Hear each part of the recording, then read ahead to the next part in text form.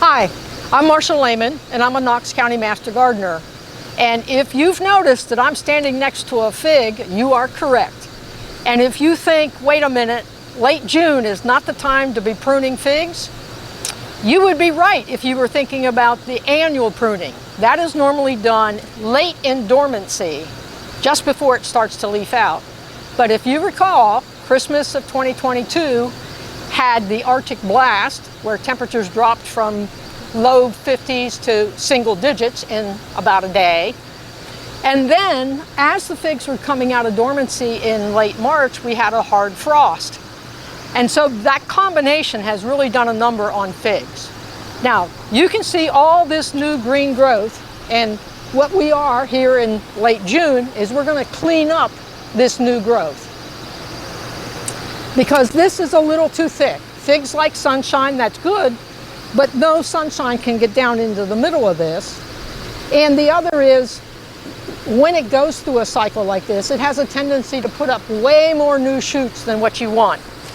The general rule of thumb is to have 5 to 8 major stems. When we thin this out, we'll keep more than that, because some of them are going to get knocked down in a summer thunderstorm. Some are going to decide to grow in a wonky direction. So we'll keep more than 5 to 8, and then next spring, in the routine annual pruning, some of those can be removed if necessary, or they can stay if they're growing the way you like them and you still have good sunshine and airflow. So this is more of a renovation pruning of a fig. This is not the routine pruning of a fig. Let's get started.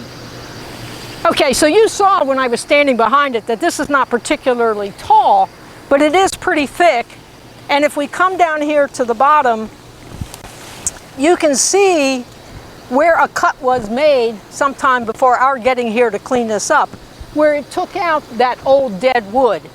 And we will show you how to do that on a different specimen. So you can see this is probably at least a 5-year-old, maybe a 10-year-old fig.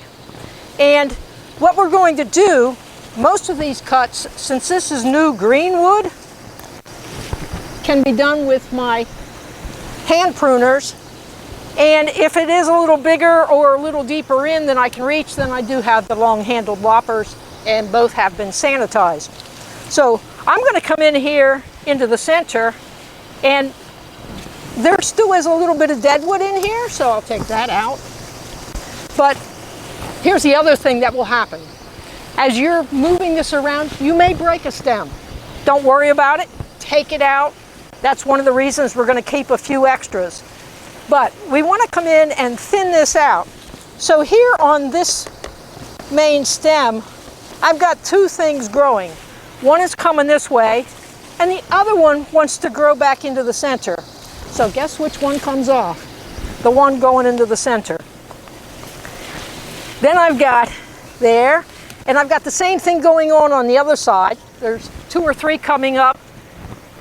All but one is kind of coming towards the outside. The other one's going back into the middle. And then I'm actually now into the very center.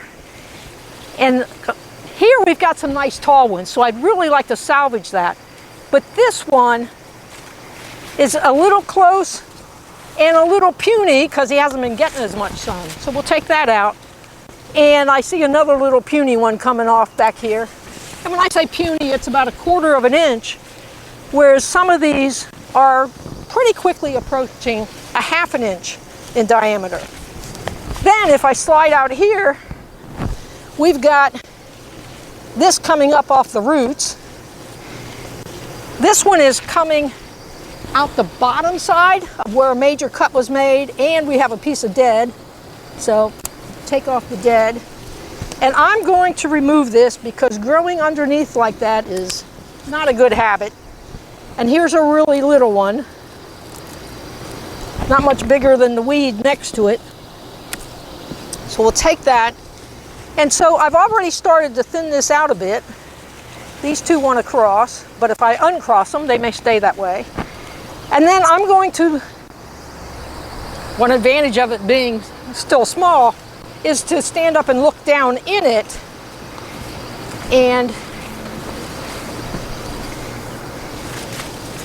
here's where you can start to find some of the little skinny ones that are down in the middle, not getting as much sunlight. And so we'll take those out. And I'm going to stop because I have some work to do on the back of the plant, but what I'm doing on the back is just the same as what I was doing on the front.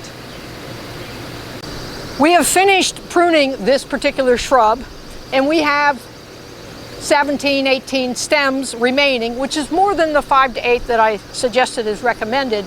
But the 5 to 8 is a recommendation when you're doing the annual pruning. This is a renovation pruning, and some of these will get damaged in a thunderstorm. Some will decide to lay down, and then next spring, in the routine pruning, you can thin it back even more as you see which ones are growing best.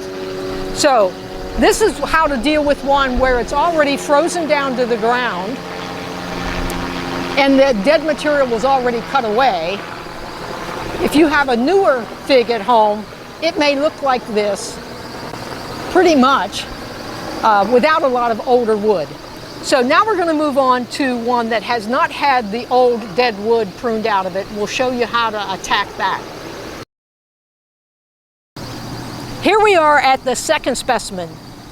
This fig has suffered damage much like the first one, but in the first one, most of the wood had been removed. In this one, you can see it is taller than what the video can show. It's definitely taller than me. And so what we're going to do in attacking this is make a series of cuts. If it's possible to make the cut low at the ground, we'll do that, but it's more likely that we're going to make a series of cuts down this dead wood just to create some space to get in here without whacking ourselves in the face and getting hurt. So we're going to pause. We're going to create some working space. You'll see the cuts that we make.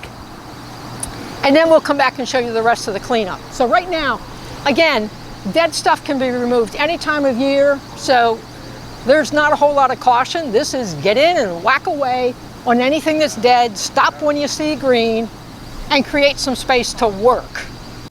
There's one more thing that we encountered, not exactly expecting it as we were working on this fig, and that is as we go down towards the ground, we see these little twig-like things sticking out, but they are not twigs. Those are little noodles or tubulars of frass from an insect called the ambrosia beetle.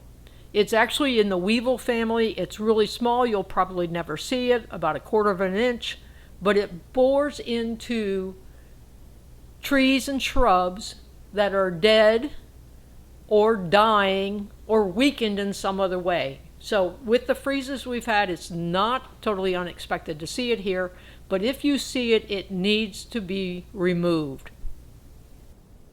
We'll take this stump a little lower. We also took out the better part of this one behind me, and now we're starting to work on some of this type of dead wood. Now, there's one right here in front of me where there's about 18 inches of dead wood. So this is a job for the long-handled loppers. It's got a little bit of growth near the base, so I'm going to come right above that bud and take off that dead. There is a ton of dead stuff this size. Here's another example of a dead wood, and I'm going to take that off all the way back here where it joins a major branch. And there's more. I'm just in a good spot to clean this up at the moment. And most of these are a little larger than I could do with my hand pruners, so I am using the loppers. That one's only about 3 inches. That one. And where there's new green growth, I'm trying to salvage it. But we have a lot of that type of dead wood, as you can see in the canopy, to clean out. So we're going to pause again and we're going to work on that. But the point is, when you make one of those cuts, you want to come back to a branch collar or where a prior leaf node was located and cut just above that. If you're cutting in close to the trunk, do not make a flush cut. If you can zoom in here, there's a cut that's actually quite a good cut. Here, this swollen area is the branch collar, and the cut was made right above it. It may look like a little stub, but that's okay. If you come in and you make a flush cut and remove the branch collar, now you've left a big gaping wound that is just an opening for additional disease and insects to come in, and we don't want that. So we're going to pause, and now we're going to work on cleaning up some of the dead wood, and we'll come back and show you another interim step. We have spent a fair amount of time taking out some major stems, and I have 2 left here that are bigger than I can take with a reciprocating saw. So I'm going to mark them with tape and have somebody come back later and take them off lower with a chainsaw. So this one and this one will go even lower. We've got some nice growth on the front. It's a little taller than the rest, but it's got nice green growth. It's got some fruits hanging on it. And if you, when we finish, we'll turn the camera around and show you the pile of debris that we've created just from this plant. So again, we used hand pruners on really small little dead stuff, loppers on things up to about 1 inch, and then the reciprocating saw on anything bigger than that. Now what we have left is a whole bunch of new green growth, and we're going to do to this shrub, this fig bush, what we did to the first one. We won't make you watch that, but because you've already seen us do that. But that's our final step. Then we'll come back and show you the finished thing as well as the pile of debris. We have finished. We took out a lot of dead wood, cut some stems back, particularly those that had the ambrosia beetle.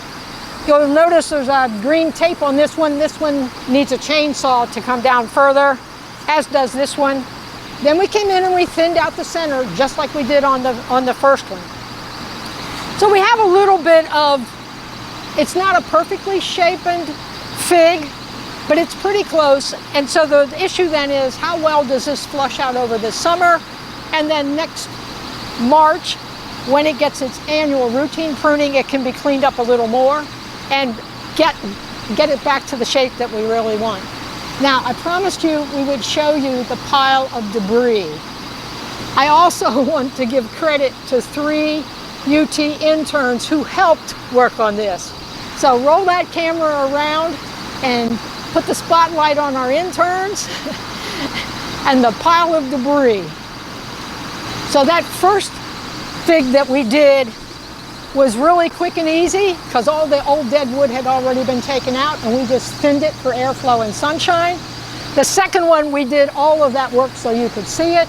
And yeah, that's the debris pile we have. So we hope you learned something today. Thank you for joining us.